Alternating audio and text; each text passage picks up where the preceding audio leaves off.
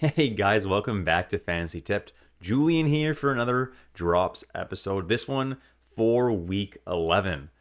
Now, if you've been watching my channel and you haven't already, please hit that subscribe button down below. And if you have already hit that button, definitely do consider hitting that join button down below or hitting the join button on my Patreon. Link is down below and you unlock plenty of great perks. So definitely go check that out, guys. And without wasting any more time, I'm going to jump right into the content today and talk about some forwards that probably should be dropped from your team. And the first one on the list is Evgeny Malkin of the Pittsburgh Penguins. And it seems like anybody on the Penguins who's not on Crosby's line just isn't really producing that much. Raquel, Rust, and Crosby are all excellent fantasy players and all should be held, but Malkin just hasn't been that great this year, and honestly, it doesn't seem like he's trying that hard this year. I think he knows his team is just not that great, and he doesn't look like he's putting his full effort out on the ice. So definitely someone who is holdable in super deep leagues for sure, but if you're in a shallower league and you're still holding Evgeny Malkin, he's definitely droppable.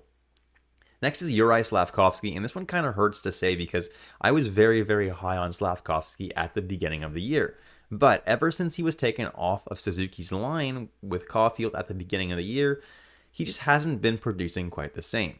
Yes, he's on a line with Laine, which is honestly is not that bad, and he's still top power play. So if you're in a very, very deep league, I'm still holding on to Slafkovsky because I still have faith that at some point he's going to turn it around and start scoring. He's a type of guy who can put up some great peripherals with shots and hits and be kind of like a mini Brady Tkachuk. He's someone that I obviously like a lot being a Habs fan, so personally I'm hanging on to Slafkovsky in my deep leagues. But if you are in a shallower league and there's someone out there that's doing really, really well and kind of piques your interest to add, you could consider dropping Slafkovsky. Next is Connor Garland as a drop, and since JT Miller came back from injury, he was taken off that top power play in favor of JT Miller and is now relegated to a third line role with Pius Suter and Dakota Joshua. In deep leagues, he probably still has a little bit of value, but in most leagues, he is a drop at this point. Another guy who is droppable is Logan Stankoven of the Dallas Stars. Now, he's playing on the second line with Marchment and Duchesne, which is not terrible deployment and is getting only PP2 time. Now, this year, he's been, honestly, a gigantic disappointment. I thought he was going to have a great year this year, but he is really disappointed so far. If you're in a super deep league where there's really not much available, I'm still hanging on to Stankoven because there's definitely a real chance that he turns things around in 2025. But if for some reason you're still holding onto him in a shallower league, he's someone you can definitely consider letting go of because he's just not doing a whole lot for you and is honestly hurting your team. Now, that being said, Dallas does have a pretty decent schedule this week, so if you did want to have him on your team for those off nights, you definitely can do that, and then afterwards see how he does and make your decision on whether you're going to drop next week. That's definitely a viable strategy as well. And finally, Nick Paul is owned in 10% of leagues for some reason. He is the third line center for Tampa Bay, but is owned in 10% of leagues. He's playing with Gage Concalves and Mitchell Chaffee. Yeah, it's not really a great line, guys, and he's not getting PP1 time either. It's not like he's got some great deployment, and he's not producing either. I don't know why he's still owned in 10% of leagues. He's a very, very easy drop, guys. Jumping into defensemen, the first guy on this list that I have is Rasmus Andersson, and no, I don't think he's a drop in all leagues or anything like that. If you're in a pretty deep league where there's no better defenseman available, you're hanging on to Rasmus Andersson, but he definitely does not need to be owned in 85% of leagues. That's a really, really high number. Now, he's kind of getting power play one time. Calgary is kind of rolling with two PPs right now. Calgary's power play and Huberdeau's power play, and they're both getting about equal time, but, you know, the defenseman who has the most value in Calgary is definitely Mackenzie Weegar. Usually gets more power play time, and obviously his peripherals are much better. Rasmus Andersson's peripherals are okay and still puts up points every once in a while, but really, he's not my favorite and doesn't need to be owned in 85% of leagues. Closer to 60-65% would make more sense. So if you're in a shallower league and you're thinking of dropping him, you can do that. Alex Pietrangelo and Noah Hanifin are defensemen on the Vegas Golden Knights. Neither of them getting top power play time. Neither of them really putting up a whole lot of points this year. They're both kind of in dry spells, and their peripherals really haven't been that great this year. And guess what, guys? Vegas has a very, very bad schedule this week with only 2 games. So if you were considering dropping them for the past few weeks, this week is probably the week to do it because you got players who are not producing and only are playing 2 games, that's a recipe for a drop this week.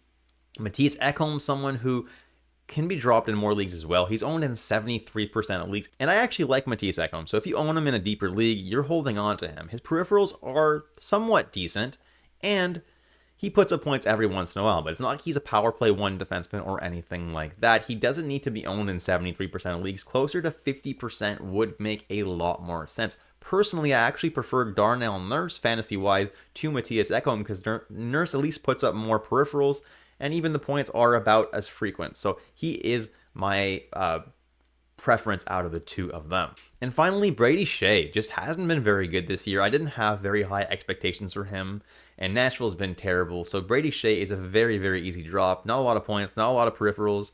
Not really sure why 45% of you are still hanging on to this guy. As far as goalies go, Alexander Georgiev does not need to be owned in 60% of leagues. He is on the San Jose Sharks now, who are not a very good team, and he's probably going to be splitting with Vitek Vanacek. I think it's going to be a 50-50 split over there. That's what it looks like for now.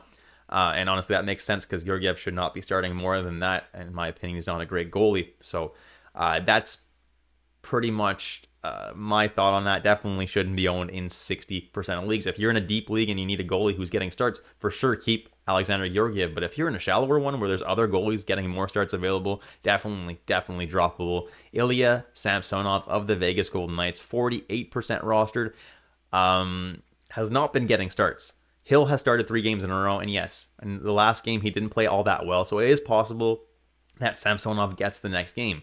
But if he doesn't, Samsonov may not be starting at all this week. Vegas only has 2 games this week, and if Samsonov doesn't even start a game, man, that is such a waste of a roster spot. And frankly, even if he does only start 1 game this week, it's a waste of a roster spot. Jonathan Quick, New York Rangers, 21% rostered, is the same kind of thing. He maybe starts once a week. And yeah, Shesterkin has been struggling, but Quick is not going to start seeing way more starts. Korpisalo of the Boston Bruins, I mean, he hasn't been that bad when called upon. In his most recent start, he really sucked. And honestly, guys, Swayman has been playing super well. Yeah, he just had that 1 8-goal game where he allowed those 8 goals. But other than that, look at his last 5-6 starts. He's been pretty freaking solid. Even the best goalies have a dud once in a while. Obviously, if you have him in a Cats league, that really sucks. But Swayman has been much, much better, and that's why Korpisalo can be safely dropped. Spencer Knight of the Florida Panthers is 10% rostered as well, and yeah, Bobrovsky did miss a couple games for, I think it was the birth of his child or something, and Spencer Knight did start a couple games, and he was okay at best, but he's not someone who's going to be getting a lot of starts going forward. Bobrovsky is the guy in Florida, so feel free to drop Spencer Knight. And that's it for this video, guys. If you did enjoy the video, drop a like and hit that subscribe button if you haven't already. Take care, and I'll catch you in the next episode of Fantasy Tipped.